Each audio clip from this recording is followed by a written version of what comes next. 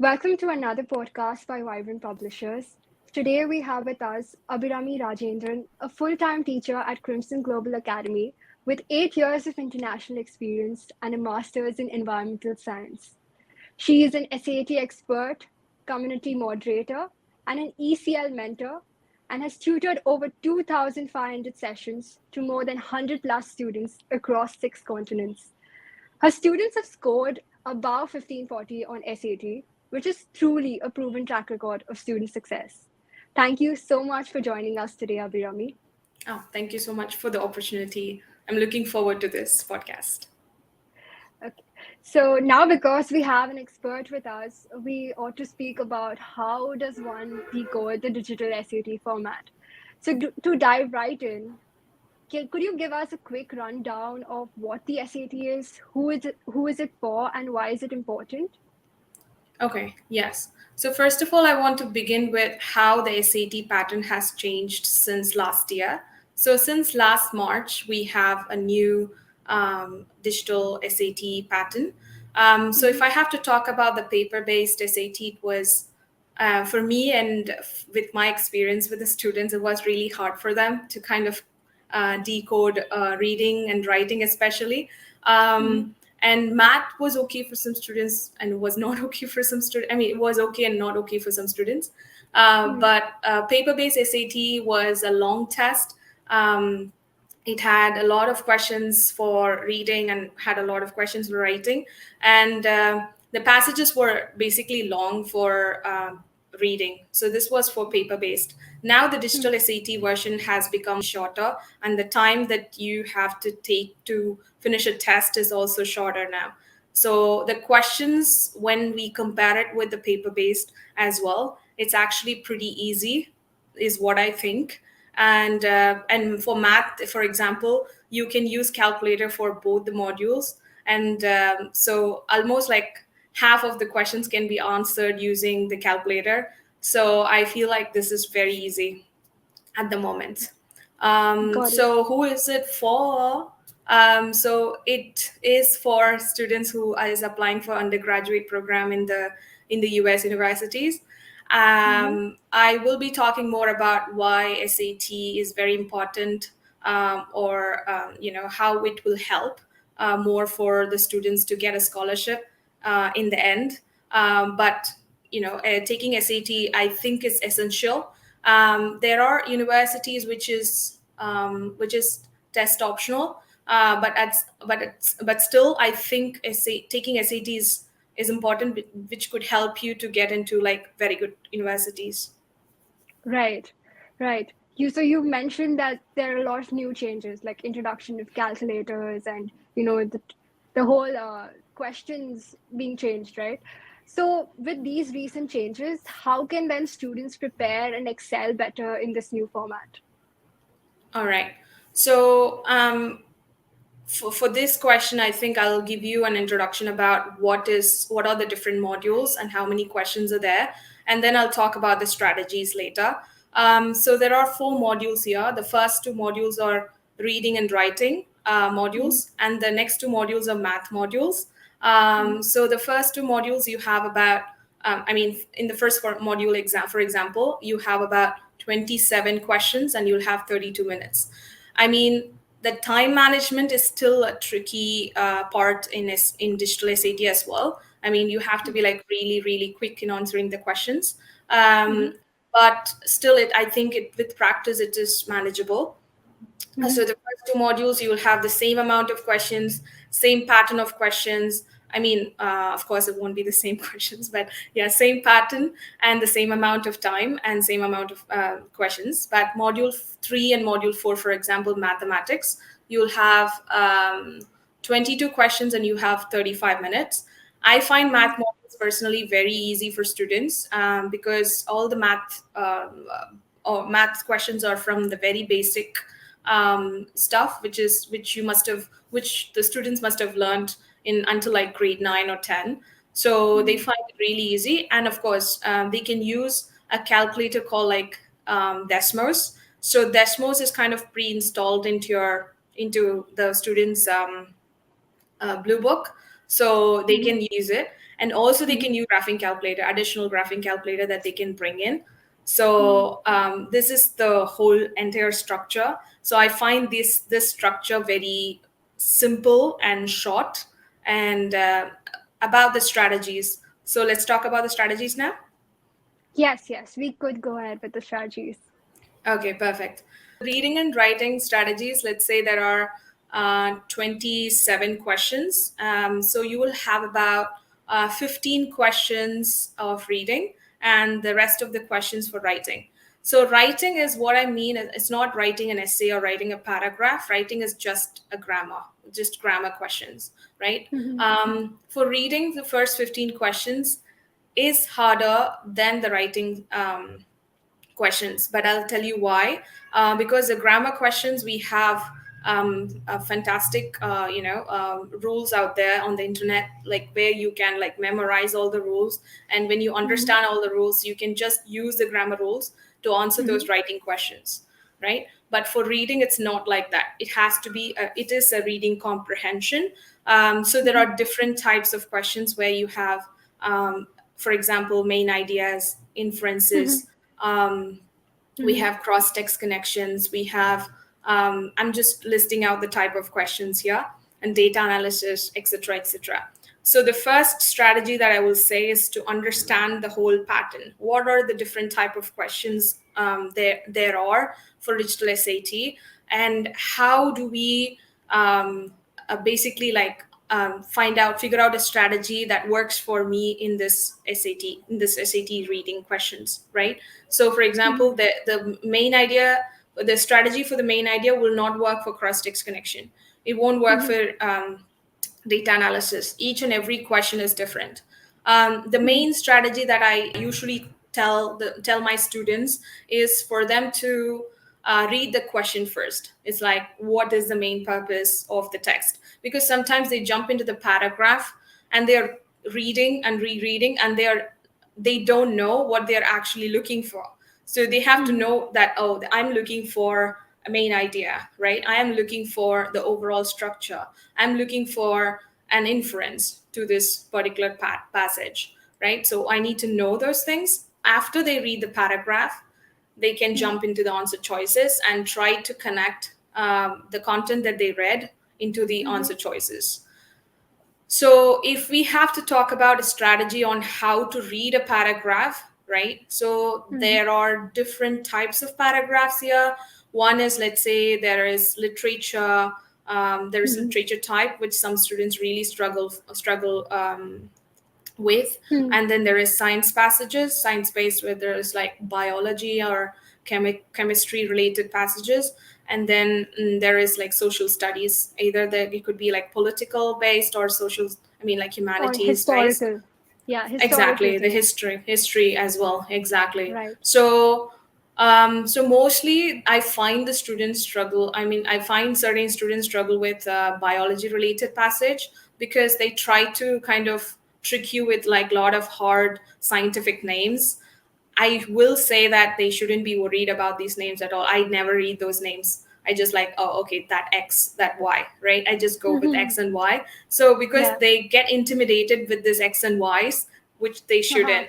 Coming back to reading the paragraph, I always ask the students to use connect the dot strategy. This is something that I came up with. Yeah. So something that they have to read each sentence. One first sentence, they have to summarize Mhm. it in head, and then the second sentence summarize. Third sentence, they have to summarize, and then they have to Mhm. connect the dot between the sentence one to sentence two to sentence three. Mhm. The main problem is they read it in a rush. So whatever they're reading, it doesn't get into their head. I mean, I talk about this with a lot of students. They're like, I read it, but I didn't understand anything what I just read.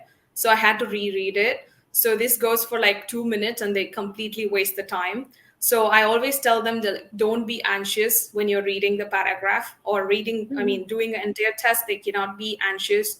They have to make sure that they are focused completely and reading the sentences and connecting the points. So first thing Mhm. is for writing is critical reader, memorize all the rules, And number two is to go through all the questions, as in do all the questions for writing from the SAT College Board practice test. There are 6 wonderful practice tests there. Once they are Okay. done with it, then they can go with checking the questions and answers. And if they find new strategies, they have to always write it down, because they will forget it in like a month. And then for the next preparation, they will forget the rules. So it's always Got good to it. write it down. So Got this it. is for writing. Yeah. So you've mentioned a lot of strategies which are, I'm sure, very helpful. But if you had to point out any 3 strategies out of all of these where a student can score a 1500 plus, what would those be? The digital SAT is not just about um, reading comprehension or knowing the rules. So it's Hmm. also about the time management. So the first rule is practice well, but Hmm. practice with the time. That's Got the it. first one. That's the general rule. And number two is basically for math, especially knowing the basics very Hmm. thoroughly. If you're Hmm. lacking in any one of the sections, make sure that you learn that section and come back to the questions for Hmm. SAT based questions. And Hmm. must use Desmos or graphing calculator in order to solve the questions. It's Hmm. very easy. It's time. I mean, it will reduce the time that you use. And for writing, you must be thorough with all the rules. It's just necessary. You must write it down, memorize whatever we do. We must like Hmm. learn all the rules for writing. So I think if we do the writing well, kind of boost up a lot of scores. But reading, Hmm. I mean, it's important for us to just read well. I mean, Hmm. that's one other strategy as well. Read well and practice reading in general, not just reading the SAT paper, but Hmm. also reading in general, like a newspaper, will also help. So I think you asked me for 3, and I could give you 4.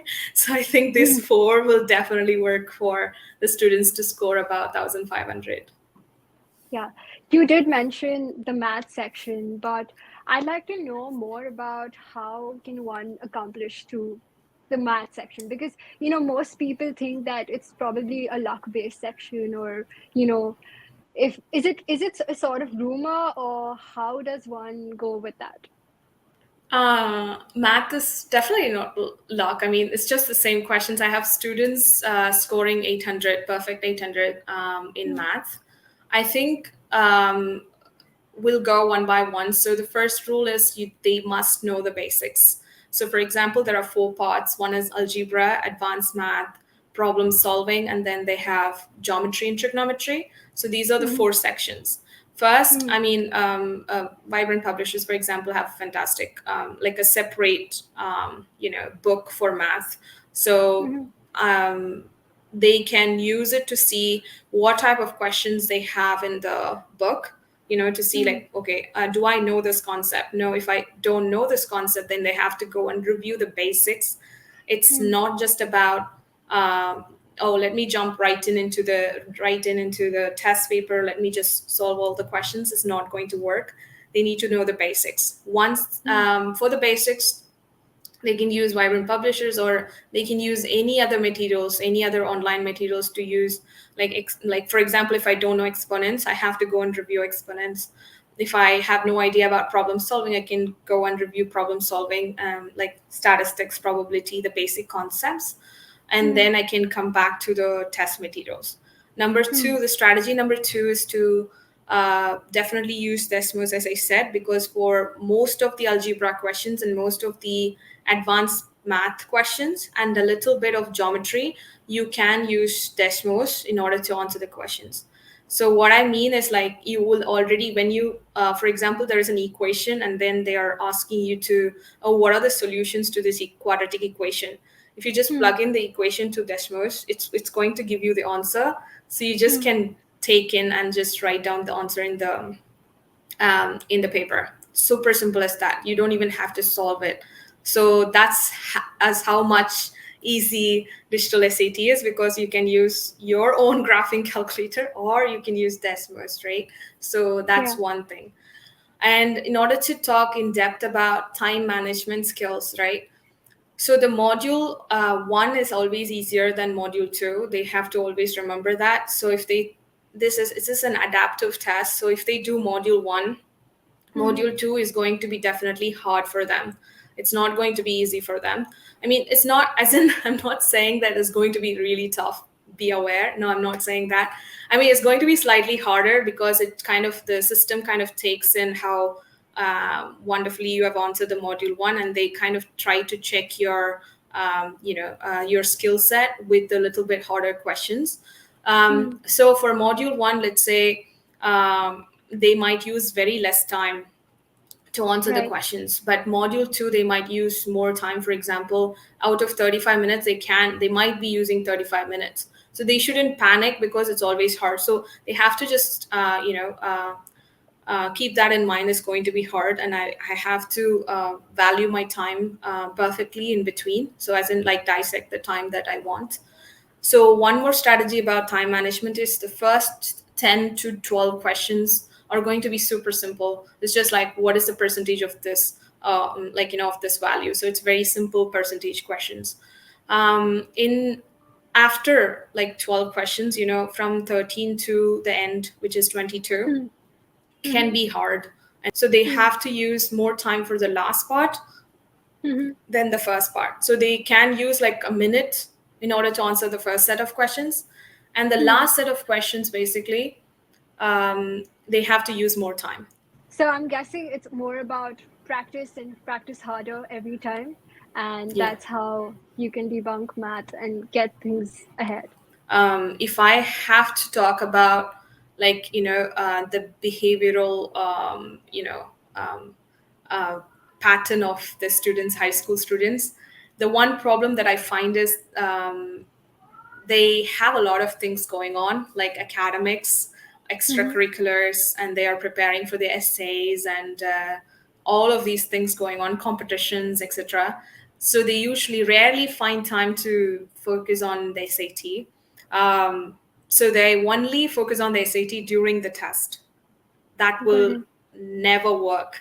So if you're just going to focus on, I mean, if you are good at reading comprehension, if you're excel in reading comprehension, if you know all the roles, if you're very confident about SAT and its testing skills, then it's Mm-hmm. fine. You can just practice like one or two tests, full length test, and then you can go for the test exam. Then it's totally fine. But if you're Mm-hmm. someone who is struggling um, with the basics of the SAT, skills, then they have to start preparing for the test ahead, like Mm-hmm. 3 months and 4 months, and they have Mm-hmm. to regularly practice. They have Mm-hmm. to, I mean, if they have a tutor, they have to meet the tutor once in a Yeah, while, at least. Or if they don't have a tutor, if they have to prepare on their own, they have to consistently practice for the test.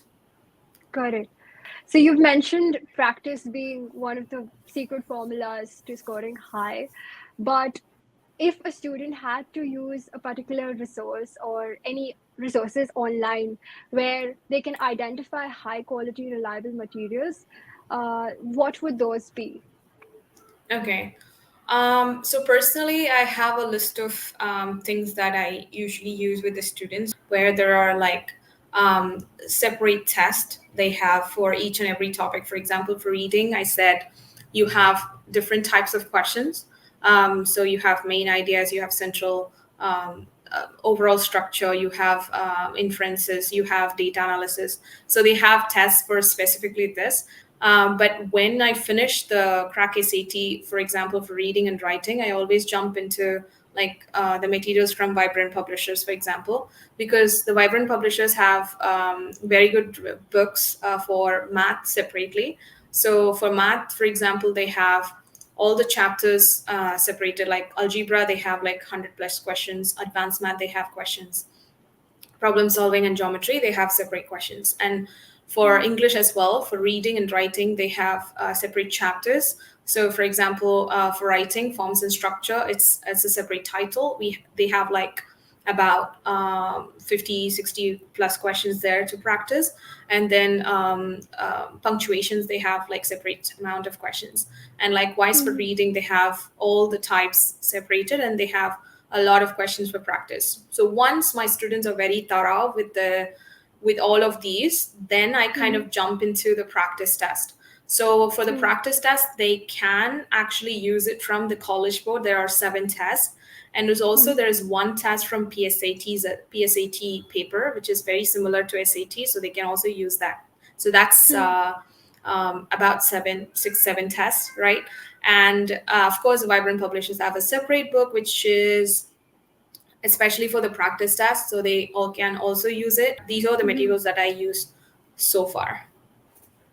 Yes, thank you for sharing all of these resources, Abhirami. I'm sure many students will be helped. So now I think let's talk beyond test day. So, example, a student scores a really high score on the digital SAT. Then how can they strategically apply those high scores to colleges, considering number of factors like scholarships or early decision programs? Okay, so we have actually there are test optional universities now, and we have the universities that requires the test. I mean, taking SAT is very important. I mean, some of the counselors may say that maybe SAT is not very important. We can go for test optional, but it depends on the universities that you're looking for. So you need to Mm, understand the pattern of the universities, like what do they do, how do they usually, take the SAT. So SAT is mhm, very important along with. So it's not just like, let's say that you're scoring 1,580. It's not going to secure you seat in in the best Ivy leagues. So it it will help you to boost mhm, your your way into the universities, along with your academics, and also along with your essays, along with your extracurriculars. It's kind of like a well-rounded application. I mean, it has to be a well-rounded application, but SAT will definitely uh, uh, give you a way, provide you a way to kind of enter the best universities. That is one. Number two mhm, is, it's one of my students, for example. She had a wonderful score already, like around 1,540, for example. But she mhm, is preparing with me again, just because, I mean, her financial, scholarship can increase if she mhm. scores like 40 or 50 more points. So this is Oh. definitely, yeah. So she can get like an additional of 10K of Mhm, scholarship if she gets like 40 to 50 points more than what she had mhm, scored before. So mhm, in order to get the scholarships as well, like financial support from the universities, SAT mhm, score will be helpful. So these are the two things that the students have to think about before taking the mhm. SAT. I mean, these are the reasons why you take the SAT, basically. Yes, thank you for sharing all of that, Abhirami. I'm sure all these insights that you shared on the digital SAT will help our listeners. Thank you so much for this opportunity. I mean, of course, you can let me know if there are any more questions. I can answer the students. They can list down the questions in the chat, and I can answer them in the future. Definitely. Thank you so much again. Thank you so much. Thank you.